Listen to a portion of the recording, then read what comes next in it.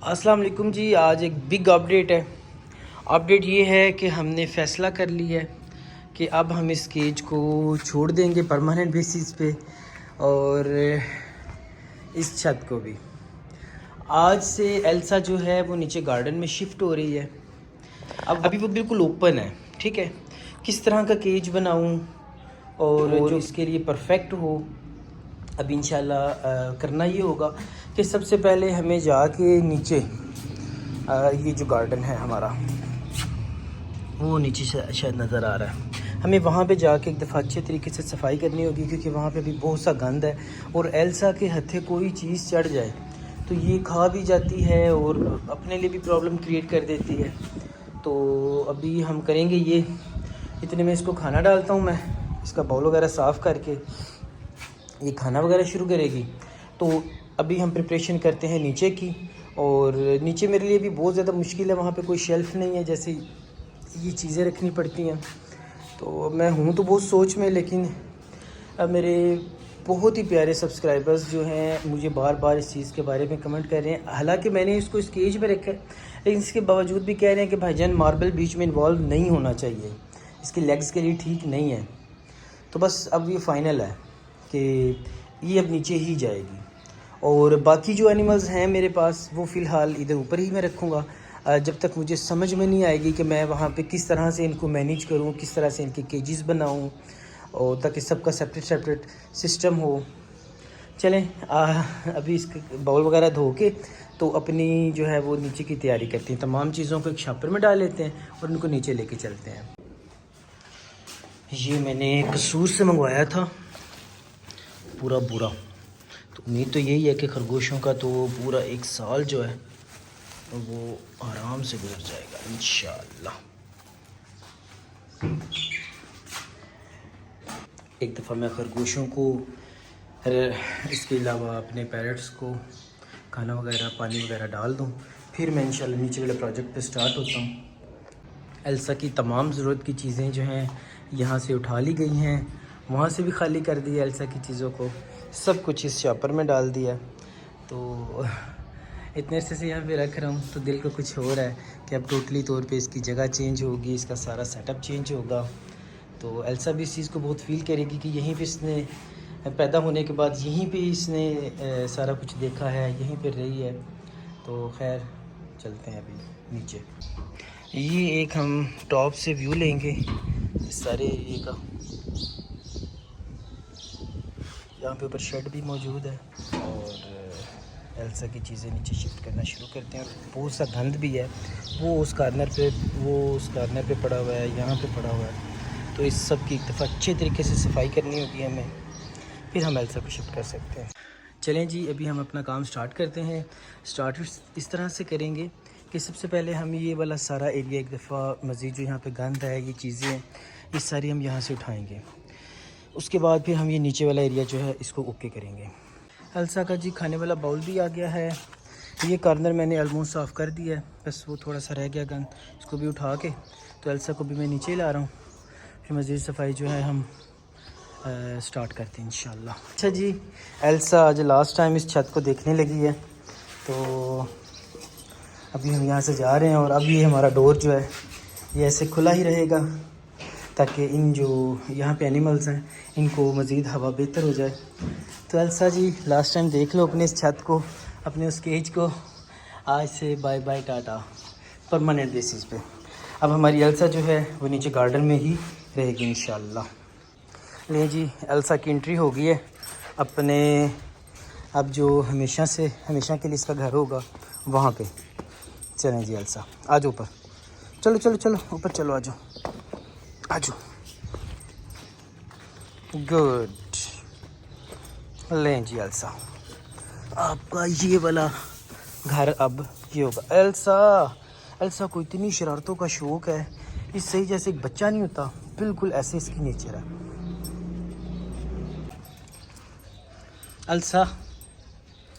Elsa no no no, गंद है ये, पीछे हो जाओ। एल्सा आपको नया घर कैसा लग रहा है? लेकिन एल्सा यहाँ पे आके बहुत खुश नज़र आ रही है। कभी किसी पौधे के साथ कुछ खेलती है, कभी किसी के साथ खेलती है। इवन खा भी रही है। ये अमरूद के पत्ते खा रही है अभी इस वक्त। चलें, ये इसके हेल्थ के लिए भी ठीक है, ये नेचुरल माहौल। आप सब यूट्यूब के भाइयों का, सबका, जिसने मुझे इसके नीचे लाने में फ़ोर्स किया, इवन किसी हद तक मैं सलार भाई को भी इस चीज़ का क्रेडिट दूंगा कि उन्होंने भी बार बार मुझे, और इवन जब उन्होंने अभी भी मेरे ऊपर वीडियो बनाई तो उन्होंने इसी चीज़ को हाईलाइट किया कि मुझे इसको नीचे लाना चाहिए। वो इवन अभी भी अपनी वीडियोस में मेरे ख़िलाफ़ ही बोल रहे हैं, लेकिन खैर वो उनकी नेचर है, उनकी एक आदत का हिस्सा है। बल्कि मैं आदत भी नहीं बोलूँगा, वो बहुत ज़्यादा मैसेजेस और कॉल्स अटेंड कर के ना, वो बिल्कुल वो जो बूढ़ा बंदा नहीं होता 100 साल का चिचड़ा सा, वो बस वो हो गए हैं। मैं उनको बिल्कुल भी इस चीज़ का कसूरवार नहीं ठहराऊँगा। कोई बात नहीं।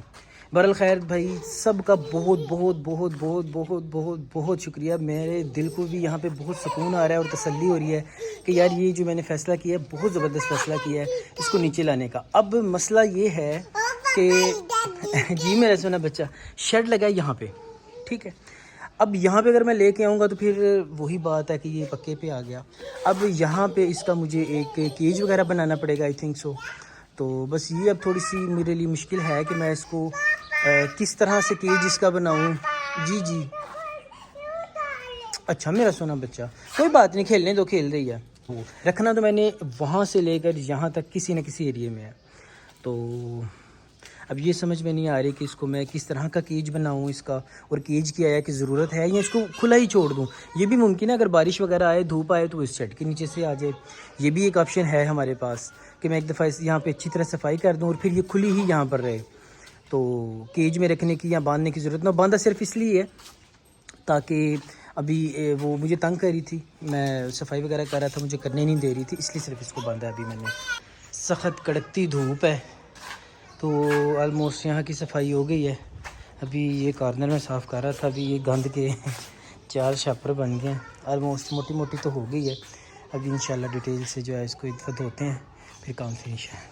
अच्छा जी, मोटी मोटी तो सफाई हो गई है। अभी हम एल्सा को खोल देंगे और फिर नीचे जो है बस वो रह जाएगा।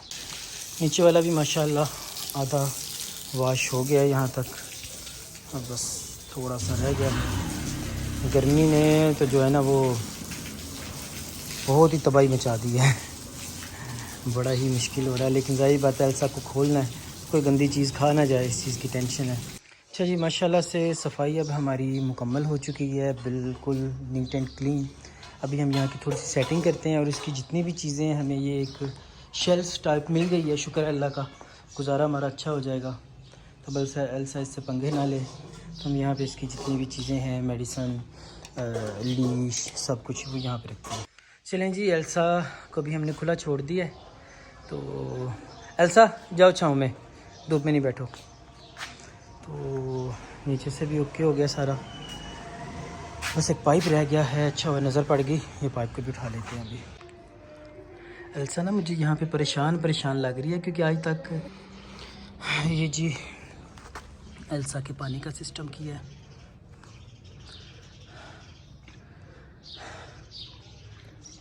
एल्सा नो, बस इसको ये बड़ी बुरी आदत है, बीच में बैठने की कोशिश करती है।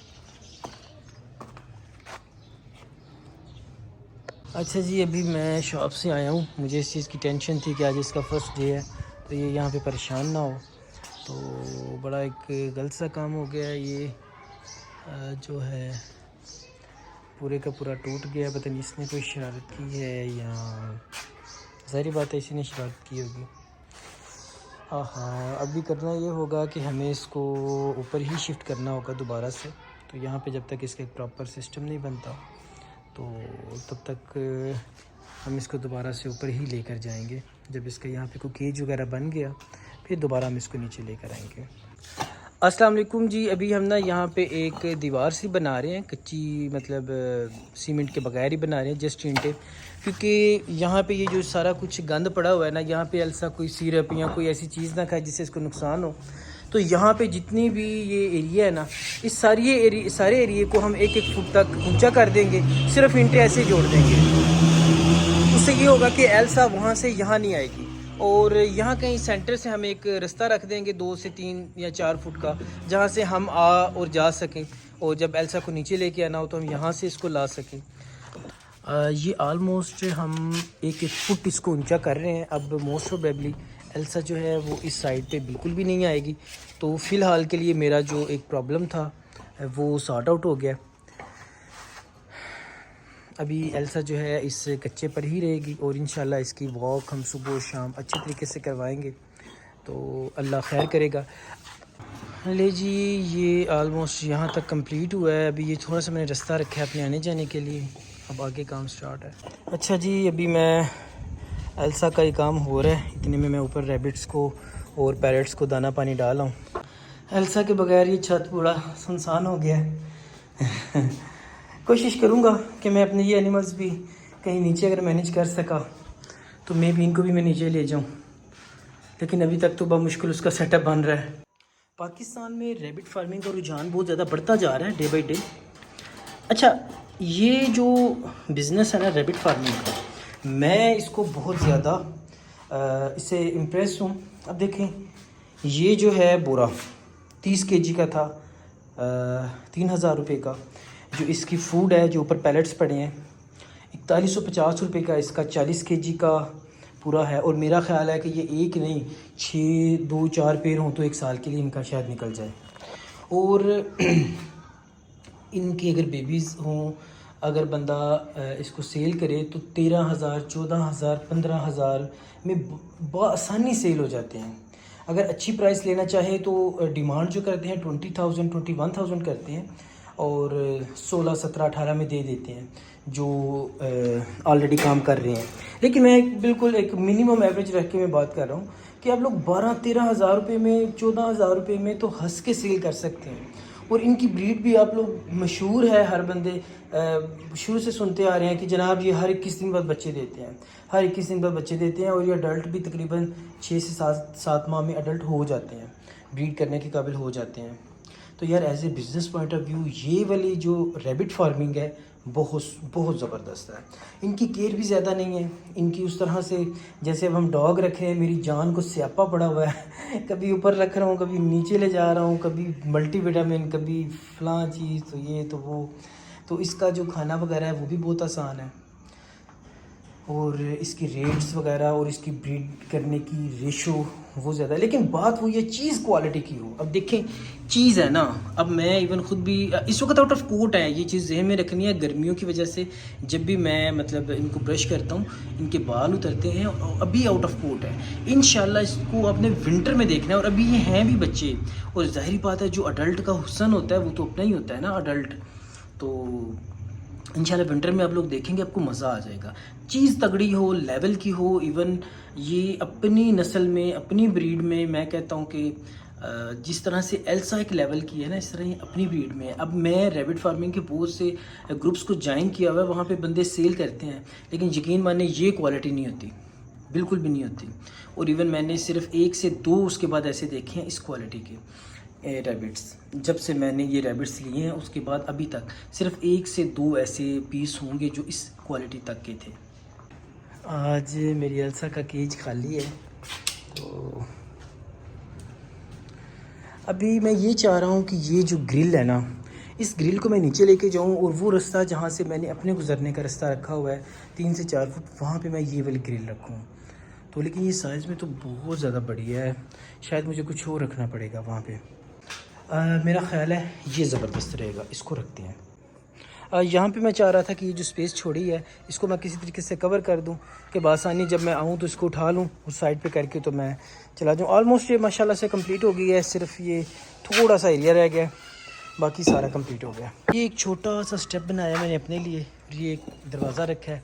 पानी में ये हो तो ख़राब जाएगा, लेकिन चलें अभी फ़िलहाल इससे काम चलाते हैं, तो बाद में इसका कोई बेहतर हल निकालते हैं। अभी हम एल्सा को खोलते और देखते हैं कि वो अब नीचे आ सकती है कि नहीं। एल्सा फुल ट्राई कर रही है कि किसी तरीके से मैं नीचे आ जाऊं, और लगता भी है कि शायद आ ही ना जाए। ईंटों वाली जगह से तो नहीं आ सकती, इस दरवाज़े को इसने गिरा के तो कुछ कर सकती है, यहाँ से तो नहीं आ सकती।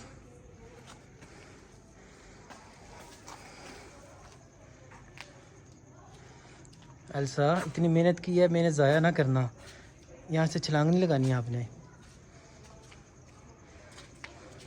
एक बार और मैं लगता बाबा लाना पैना है। लें जी, थोड़ा सा और हमने क्लोज़ कर दिया है ताकि डोर बिल्कुल इसके सामने आ सके। अब मोस्ट प्रोबेबली ये नीचे नहीं आ पाएगी, तो क्योंकि यहाँ से नीचे काफ़ी जगह बनती है इसकी, तो लेकिन ट्राई कर रही है, देखते हैं क्या बनता है। एल्सा, एल्सा,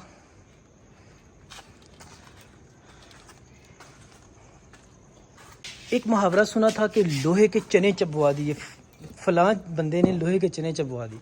जनाब एल्सा ने लोहे के चने चबवा दिए अपने ऑनर के।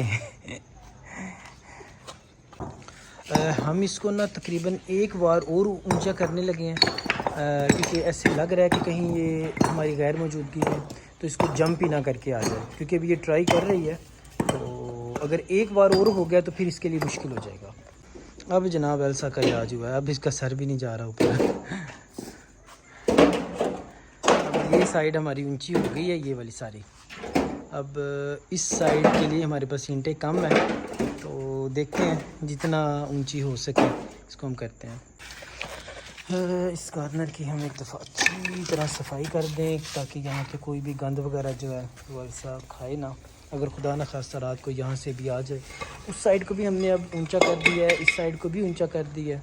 तो अब जनाब वाला जो है वो यहाँ से जो है ना, इसने देखा है कि जनाब ये वाली कम है जगह हाइट, तो क्यों ना यहाँ पे छापा मारें। तो मर्ज़ी एल्सा आपकी। एल्सा इधर लाइट में लेके इधर। वाह एल्सा।